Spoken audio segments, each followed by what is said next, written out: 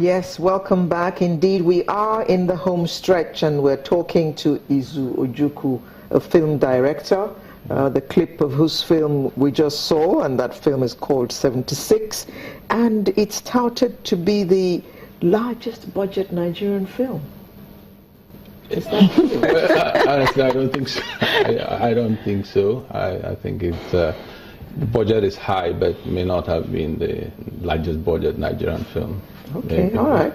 Big budget. Big budget, yes. Okay. Yeah, big budget. So are you expecting to make your money back and then some? Yes, we do. Are Nigerians really going to the cinema that much these days? Yeah, well, cinema, I think, is just one stream of income for a filmmaker. There's several others where we have international sales agents, and we're looking to seal some international deals in no time for global distribution. So cinemas in Nigeria is a stream of income, but there are several other streams, like you have the online distributions, and then eventually end up on DVDs. I reckon you may have passed through some challenges, especially with this kind of big budget movie. What would that be? Well, the challenges we face every day, but this is unique. This is unique. This is a period film shot in principal photography took place in 2012. The journey started in 2009, and first of all, we needed to get the army to support the project, because it's about our army. We cannot divorce the army from our history, so we need to start telling these stories. First, we need to get the army on our side, so that took 2 years. You needed permission from them? Yeah, it's not as though I need permission from the army to tell this story, but then when you have the support of the army to tell the story, of which they played, yes, an important role in, I think it helps. So one, we needed to get, so challenges number one, you need to get to recreate the 70s, the army of the 70s today. So we needed their 100% support, and it took 2 years for us to get the support from the army. Eventually, when we did, we realized too that most of the things we needed were no longer in their inventory. Coming back to the fact that we have poor documentation practice in Nigeria. So that alone was a serious challenge. Gathering these vintage vehicles, you see, was a huge challenge on its own.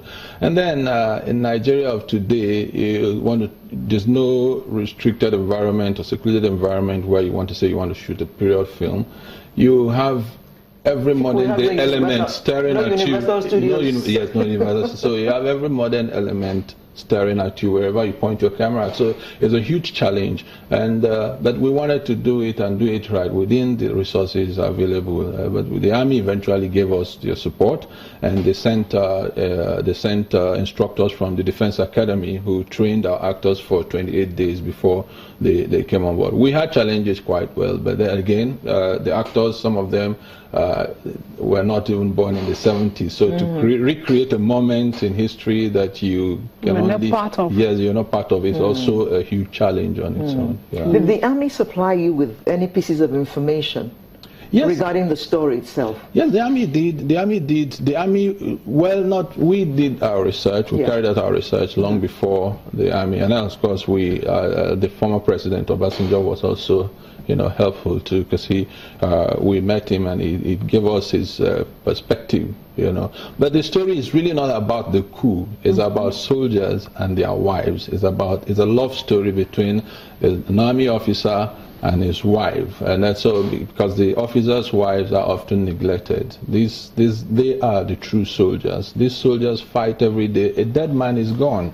But the people they leave behind are the people who take all the pain. The wife had to train the child alone amidst the pain of losing a husband. So it's actually, they are often not celebrated. So I thought God stirred in that direction. So I think it's time for us to start telling the stories about these unknown heroes.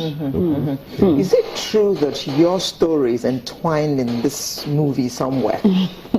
My personal story? Yes. Obviously. Or is it a rumor?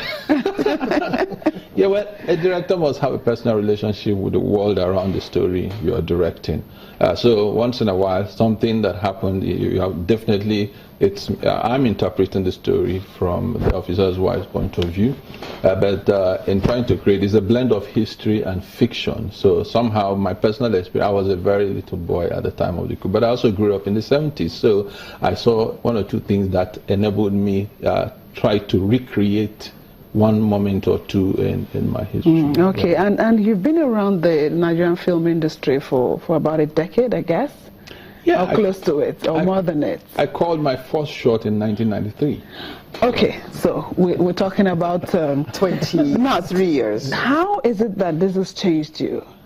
The yes, industry. You know, your experience so far. Well, they say every event is a resource material. That's the problem.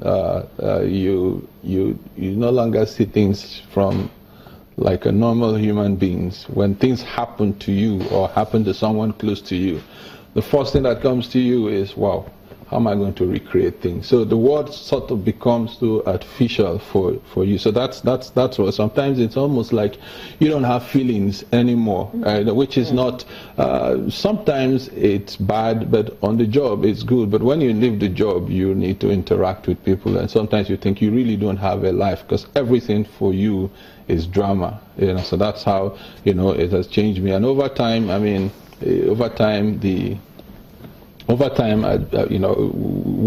it has become part of you, so it's not something you do consciously. Now, just in one quick sentence, how has the movie industry in Nigeria changed? Are we moving on? Are we getting better? It's evolving. We're getting better. An industry that started by default, now it's recognized by the world. Evident at the Toronto International Film Festival, we had 8 Nigerian films at the festival, and they were well received.